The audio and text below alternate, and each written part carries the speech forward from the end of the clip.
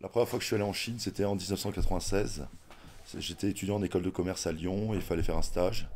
Et j'avais jamais imaginé dans ma vie que j'allais mettre les pieds en Chine. Et donc je suis parti 3 mois en stage à Pékin pour travailler pour quoi c'était un stage, hein, mais pour une entreprise de communication. Et là, c'est vrai que j'ai été foudroyé par l'optimisme, la culture et surtout ce Pékin des années 90 qui était extrêmement cosmopolite et à la fois aussi les Chinois étaient, bon bah c'était on va dire les Chinois, la jeunesse chinoise c'était cette génération des années 80 et une génération hyper cultivée et donc il y avait vraiment un Pékin, je compare Pékin un peu à une ambiance comme l'après-Franco, il y a une sorte d'apesanteur comme un bouchon de champagne qui était en apesanteur. Donc c'était extrêmement, et surtout pour un jeune, à l'époque j'avais 19 ans, quitter le train-train lyonnais pour 3 mois à Pékin, ça avait été extraordinaire. Donc quand je suis revenu dans mon école de commerce, donc là je restais que 3 mois à Pékin, et lorsque je suis revenu dans mon école de commerce, j'ai demandé à ma directrice de récidiver, et là de partir un an, parce que je savais que par la suite dans l'école de commerce il y avait d'autres stages, et je trouvais absurde si je voulais les faire en Chine de pas parler le chinois. Donc finalement, elle a accepté. Donc j'ai fait une année de césure. J'ai arrêté un an l'école. Et là, je suis parti apprendre le chinois à l'université d'économie, Tsinghua Daxue. Et là, bon, ça a été à nouveau une expérience sublime. Et durant les vacances d'hiver, donc les vacances du Nouvel An, je suis parti avec un sac à dos me balader dans le sud de la Chine. Donc j'étais très déçu. C'était en 97. J'étais très déçu de ma première étape qui était Guilin, Yangshuo, que je trouvais trop backpacker, touriste et tout ça déjà à l'époque. Et donc finalement, et à l'époque, j'avais jamais vraiment voyagé de manière autonome, etc. J'avais une dizaine de chemises, j'avais pas du tout de chaussures de marche, j'avais plein de bouquins dans le sac à dos, c'était hyper lourd et tout ça. Et je suis parti après 3 4 jours à Yangshuo où je me suis pris une claque, une grosse déception. Je suis parti vers le Guizhou. Et là, c'était l'époque du Nouvel An, et à chaque fois que je m'arrêtais dans un village de Dong, donc une minorité, ou de Miao, j'étais agréablement accueilli par ces minorités qui me servaient des verres de mitio, d'alcool de riz. Et ivre, je dormais chez les habitants, et ainsi de suite, me réveillais le lendemain avec une petite casquette, et je repartais à nouveau vers d'autres villages, et rebolote, rebolote. Donc ça a été vraiment une rencontre ivresque avec les minorités, mais surtout ça m'a extrêmement touché parce que j'ai retrouvé d'un coup un sens communautaire, traditionnel, qui me correspondait par rapport à ce que j'imaginais de l'humanité. Et après, je suis parti sur le Yunnan, où là aussi j'ai fait des superbes rencontres. Donc tout ce voyage a duré 2 mois. Et à partir de là, ben, j'ai eu vraiment la forte envie dans les voyages suivants, les retours en Chine, d'aller explorer l'ouest de la Chine, qui était beaucoup plus traditionnel et bigarré, avec toutes ces différentes ethnies. La Chine a 56 ethnies et par exemple le Yunnan en a 26. Quand j'ai fini cette année de césure où j'ai appris le chinois, je suis revenu en France où là j'ai écrit un papier pour la revue littéraire d'un ami qui s'appelait Immédiatement. Et en faisant ce papier, je suis reparti à nouveau pour un stage dans une entreprise de communication à Pékin, donc pour ma 3e année. J'avais de manière très spontanée jeté des idées de reportage. Et avant de prendre l'avion, je suis allé dans un kiosque à journaux, vu différentes adresses, on appelle dans l'ours des magazines, et envoyé ça par la poste. Et quand je suis arrivé à Pékin, un mois plus tard, j'avais une réponse de grand reportage qui me demandait de faire un sujet sur les Mossous. Les Mossous est un peuple dépendant ethniquement de la minorité Nassi. Et ce peuple a la particularité, c'est que le mariage n'existe pas et les femmes sont les maîtresses de la société. Et là, j'étais donc hyper emballé de pouvoir partir. J'avais un vague appareil photo, j'avais jamais fait vraiment de photographie. Mais une semaine plus tard, j'ai rencontré un artiste chinois, un de mes amis, me présente un autre de ses amis, qui partait en voiture, en Pajero, explorer tout l'ouest de la Chine pour 3 mois de raid. Et bien sûr, il m'invite en voiture pour partir avec lui. Et sachant que j'étais seul, il me propose aussi de faire venir un copain avec moi. Donc ça a été là, avec ce pote qui s'appelle Luc Richard, ça a été pendant 3 mois, une bourlingue à travers la Chine de l'Ouest. Donc nous sommes partis de Pékin jusqu'à Chengdu. De Chengdu, on est descendu jusqu'au lac Lugu, Litiang, Zhongdian, qui est l'ancienne ville de Shangri-La. Donc ça a été ma première rencontre avec ce pays auquel j'habite maintenant. Et ensuite la traversée du Tibet interdit donc depuis De Tignes jusqu'à Lhasa, de Lhasa jusqu'à Urumqi, d'Urumqi jusqu'à là, on était dans le Xinjiang, jusqu'à l'Altaï et retour à Pékin. Donc ça a été un voyage bouleversant pour un jeune que j'étais. Et Luc a écrit un livre d'ailleurs de ce périple qui s'appelle Voyage à travers la Chine interdite, là qui vient d'être republié en poche chez Pocket. En fait, là, lorsque nous avons fait ce reportage, ça a été une défaite parce que les photos n'étaient pas suffisantes lorsqu'on est rentré en Europe. Et souvent, j'aime bien ce proverbe chinois, faire d'une défaite une victoire. Il ne faut pas s'arrêter sur les premières impressions dans la vie. Et parfois, le fait de remettre en question, c'est souvent une bonne chose.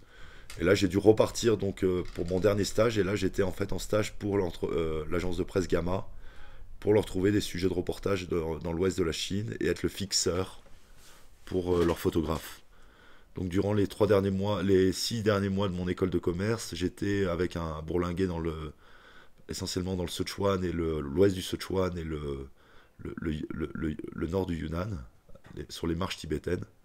Et là, je suis parti donc à la rencontre à nouveau des Mossous avec des photographes, mais aussi des Tibétains catholiques, qui a été une rencontre sublime et qui est resté une forte empreinte en moi de rencontrer donc ces chrétientés tibétaines qui vivaient en autarcie spirituelle depuis le départ des missionnaires en 1951. Lorsque j'étais enfin diplômé, je crois donc c'est en 2000, là j'avais donc la, la ferme motivation de m'installer en Chine et surtout de plus être à Pékin parce que la ville avait extrêmement changé comme elle avait été adoubée ville olympique. Et donc j'avais décidé de m'installer à Kunming, un lieu propice pour partir sur tous ces pays de cocagne où vivent différentes ethnies et d'aller faire des reportages. Et en arrivant à Kunming, j'ai été embauché par un magazine local, un magazine qui fait la propagande du Yunnan pour les étrangers, qui s'appelait Yunnan Travel Overseas. Donc là, j'ai vécu 5 années à Kunming entre passage urbain, jeunesse, etc. Et surtout une moitié de mon existence à bourlinguer avec un petit sac à dos dans le Yunnan rural, à faire différents sujets sur aussi bien les Nassis, les Mossous, les Dongba, donc les prêtres chamans des Nassis, sur la route du thé, sur les Tibétains catholiques énormément, sur les Wa, les minorités coupeurs de tête vivant à la frontière birmane. Mais petit à petit, avec une certaine maturité, je commençais à me lasser de cette vie urbaine et j'avais vraiment la motivation d'aller choisir, d'aller m'installer dans une ruralité. Mais où? C'était la grande question. En 2005, je suis parti faire un reportage sur une fille qui était assez connue, qui venait de publier, qui était originaire du lac Lougou, qui s'appelait Namou. Et son livre qui avait été traduit en plus de 23 langues, sortait en français. Et donc là, pour Paris Match, j'étais parti pour faire un reportage sur elle, qui à l'origine aurait dû durer entre une semaine et 10 jours. Et finalement, je suis resté 2 ans installé au lac Lougou. Donc à partir de là, ça a été une occasion, sans être le propriétaire du lieu, etc. Elle venait de bâtir, en quelque sorte, elle appelait ça un palace. C'était pas... ça manquait de... C'était plutôt pour une maison d'hôte qu'un palace. Mais ça m'a permis, moi, de déménager au lac Lougou, m'occuper de cette maison d'hôte, commencer mon activité, en fait, que je perdure aujourd'hui, donc l'accueil. Et à côté, surtout, de me poser pour écrire mon premier livre, Les peuples oubliés du Tibet. Donc ça a été une expérience, et surtout une expérience où je me suis installé et j'ai vécu quotidiennement avec cette minorité mossou qui est très proche du peuple tibétain, qui est bouddhiste et parfois aussi chamanique, et qui a à peu près la même culture que le peuple tibétain. En écrivant mon premier livre, Les peuples oubliés du Tibet, je me suis énormément inspiré des récits des explorateurs. La plupart datent du 19e siècle, voire du début du 20e siècle. Et c'est vrai qu'à l'époque, surtout je pense au prince Henri d'Orléans, à Joseph Roch, à, à Baco, mais aussi au commandant d'Olonne, etc. Et puis les Anglais, évidemment, Forrest, Kingdom Warn, etc. Ces explorateurs, lorsqu'ils voyageaient, ils avaient avec eux une très lourde intendance qui était transportée sur des chevaux, de très jolies tentes. Ils buvaient dans de la jolie vaisselle et avaient leur vin avec eux, etc. Et c'est vrai que là, je me suis dit, pourquoi pas recréer ces voyages d'antan D'autant plus que sur cette région du Yunnan, on est sur la route du thé et des chevaux. Donc il y a une vraie culture, un peu comme sur la route de la soie, une culture caravanière, une culture muletière. Les gens partent rapprovisionner les alpages avec des chevaux. Les gens utilisent donc couramment, ont tous à peu près un foyer à 2 à 3 à 4 chevaux. Donc je me suis dit, il y a peut-être quelque chose d'intéressant d'allier entre une connaissance assez, assez profonde et puis surtout affective de la, de l'art de vivre de ces explorateurs que je jalousais et la connaissance locale, traditionnelle de ces minorités sur l'art du bas, d'harnacher le cheval. En 2007, donc je suis rentré en France pour la publication de mon livre, qui a été édité chez Perrin. Et c'est à ce moment-là aussi, ma vie était un peu perturbée en fait.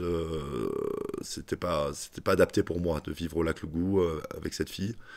Et donc j'ai fait une session de 3 ans en France où je revenais de temps en temps en Chine pour faire des reportages et surtout penser à mon futur projet qui allait se baser sur Shangri-La, qui s'appelait La Mission Lyotard. En attendant, j'ai publié un deuxième et troisième livre, donc Les canonnières du Yangtze-Kiang et Ivres de Chine. Et en 2010, donc là, j'étais prêt pour créer ce projet qui consistait donc à travers la mission Lyotard. Le premier projet était les caravanes Lyotard. Donc de s'installer en fait à Shangri-La, de, de m'adapter et de trouver la bonne ruralité avec qui souhaitait partir avec moi en montagne en quelque sorte. Et enfin, se trouver le village adéquat avec des montagnes, des paysages qui auraient ravi donc des autres venant de l'extérieur. Donc les premières, et surtout installer petit à petit tout le matériel, parce que la tendance est assez conséquente. Donc de 2010 à 2011, ça a été le transport des tentes, le transport de la vaisselle, l'achat des caisses, et surtout trouver l'endroit pour débuter nos caravanes. À cette période, j'ai de manière providentielle trouvé un coéquipier idéal, Guillaume de Pinfintegno, qui est toujours à mes côtés pour travailler avec les caravanes Lyotard. Mais surtout Phoebe Osborne, qui est devenue mon épouse, qui était de passage à Shangri-La après 3 mois de voyage en Chine. Et là, ça a été lors de sa dernière semaine, nous sommes rencontrés sur le parking de Shangri-La. Et ça a été le coup de foudre, comme on dit. Et donc depuis, on a ensemble, avec cette équipe, plus les Tibétains, pas les oublier, on s'est installé donc dans la vieille ville de Shangri-La pendant 2 années. On a restauré une maison où nous habitions. Mais en parallèle, nous avons trouvé une ferme à une demi-heure de Shangri-La, dans le village de Tsomogu, dans la vallée de Dabosse. Et cette ferme tibétaine, nous l'avons restaurée pendant plus d'1 an pour y vivre. Donc c'est maintenant notre base familiale. On a un fils, Conrad. Et c'est à partir de cette ferme que nous débutons nos expéditions qui la plupart du temps durent 4 jours et 3 nuits, avec en moyenne une vingtaine jusqu'à 60 chevaux pour porter toute l'intendance, les tentes, les tapis, je vous disais la vaisselle, les flacons, les mets, etc., etc., les bougies, les candélabres, etc. Donc l'idée c'est vraiment de partir avec cet aspect assez sublime des voyages d'antan. Je pense que si un explorateur type Joseph Rock venait passer juste une soirée dans nos campements, rien ne le choquerait au niveau de la modernité. Et surtout, l'idée de ces campements, c'est que ça demande énormément de temps à monter et à démonter, et on suit exactement le même parcours que les autres. Il n'y a pas de passage en camion, de choses comme ça. Donc il y a vraiment quelque chose d'extrêmement naturel dans l'élaboration de ces camps.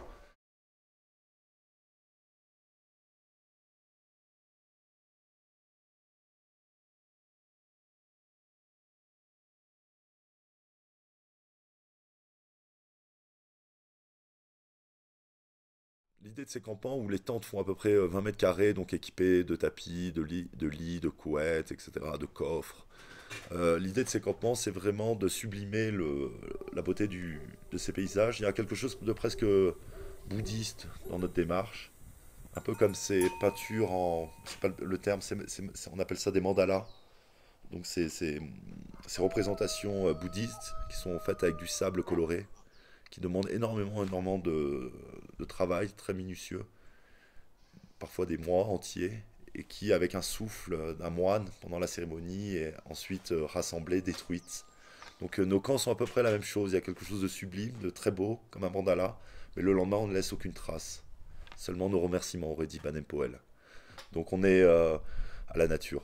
Donc c'est vraiment, on aime c'est quelque chose qui, je crois, qui est pas très courant comme activité. Et c'est vrai que ça rejoint nos états d'esprit. Que ce soit moi, Phoebe, mon équipe, maintenant aussi il y a Franck qui nous a rejoints, et les amis tibétains.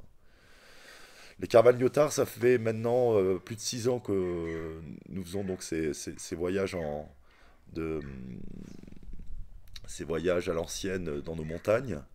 Et aujourd'hui, avec la ferme, donc la ferme, notre base, notre réduit sur le village de Zomogu dans la vallée de Dabosse, à côté de Shangri-La, la ferme va devenir maintenant un deuxième lieu de rencontre entre nos cultures et la culture tibétaine.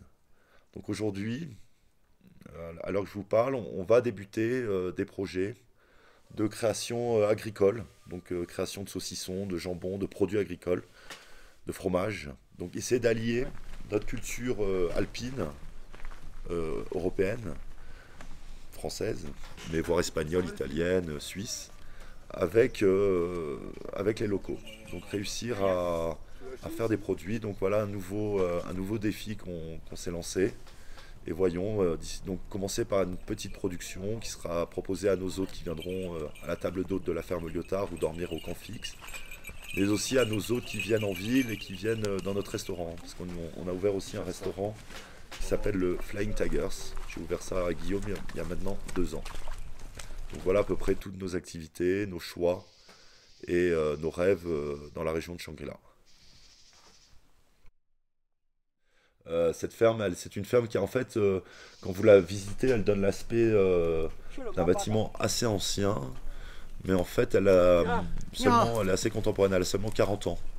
Donc, c'était la ferme habitée par la famille Pouka, qui sont en fait mes voisins.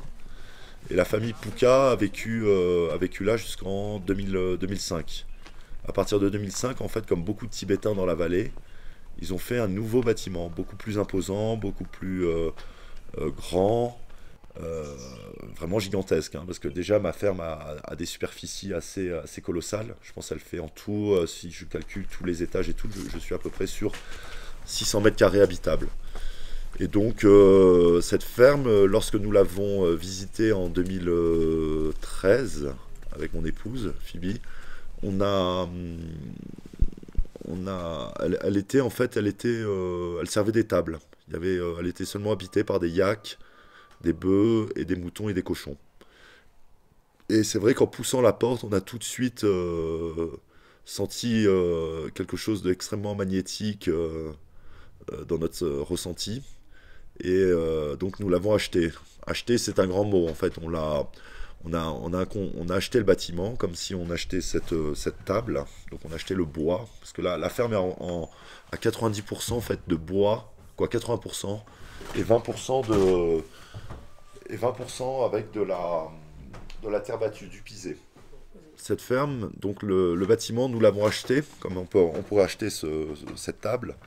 Et ensuite, on loue le terrain sur lequel est la ferme. Donc c'est une location pour 20 ans, parce qu'on ne peut pas faire des locations plus longues dans la Chine rurale.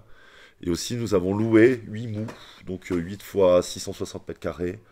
Ça fait à peu près, je pense, 8000 mètres carrés. Non, un peu moins, 5000 mètres carrés. Donc on a 5000 mètres carrés autour de la ferme sur laquelle on dispose nos tentes, ce qu'on appelle le camp fixe. Donc il y a des familles qui viennent ici, qui apprécient de dormir dans les tentes, étant donné que l'âge des enfants est trop petit pour partir en montagne, ou parfois des personnes âgées, etc. Donc on propose aussi l'idée de profiter de nos tentes, mais dans notre jardin, le camp fixe. Mais aussi dans la ferme, on a restauré 2 chambres, la temple room, ou bien surtout de notre grand salon, la salle à manger. Ces pièces, on a essayé au maximum avec mon épouse d'apporter une touche de modernité, une touche de confort, je préfère, plutôt une touche de confort. Mais on a voulu absolument garder les espaces, garder le volume de la maison, car ça a quelque chose d'extrêmement, ces maisons tibétaines ont quelque chose de très aristocratique, de très féodal, on se croirait dans une sorte de petit château mérovingien, avec ses peintures sur les boiseries. Ça donne aussi un côté très slave, un peu mes origines, ce type de chalet. Et donc, on a vraiment, lorsqu'on on a restauré ces maisons avec mon épouse, on a essayé au maximum de garder la, les volumes d'origine et surtout les patines, les couleurs, etc.